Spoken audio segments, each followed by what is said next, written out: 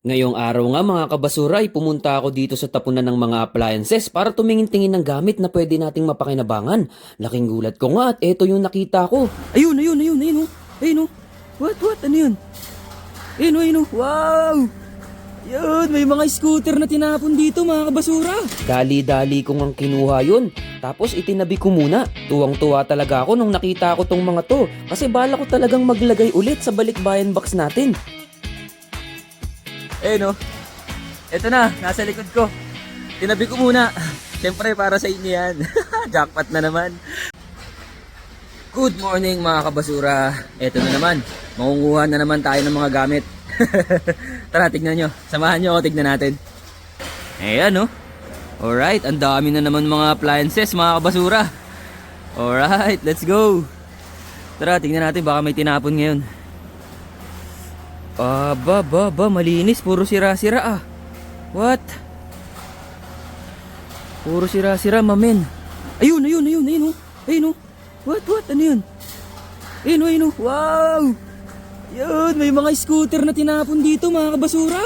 Yan oh, scooter. Yeah. Ayos. Oh, isa. Ayun oh. Ito pa, dalawa.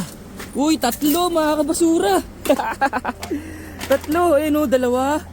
Ito pa, tatlo. Yahoo! Alright, let's go. Alam na ibig sabihin yan. No, may tatlo na naman tayo. Ang gaganda. No, grabe naman. Tinapon na goods po. Oh, di ba?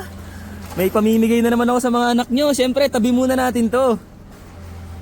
Inuna ko nga munang itinabi to para safety na kagad. Kasi mamaya baka may iba pang makakuha.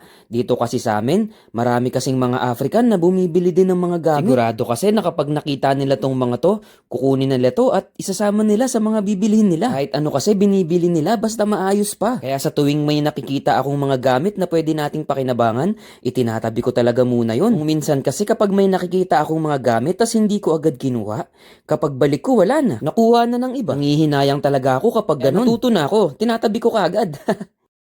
No. Ito na, nasa likod ko. Tinabi ko muna. Kapag dumating yung araw, ibabox na lang natin yan. Siyempre, para sa inyo yan. Jackpot na naman. May mga matutuwa na namang anak nyo dyan. Let's go! Dito lang yan sa nag-iisang Basurero TV. Be kind, but not always. Peace!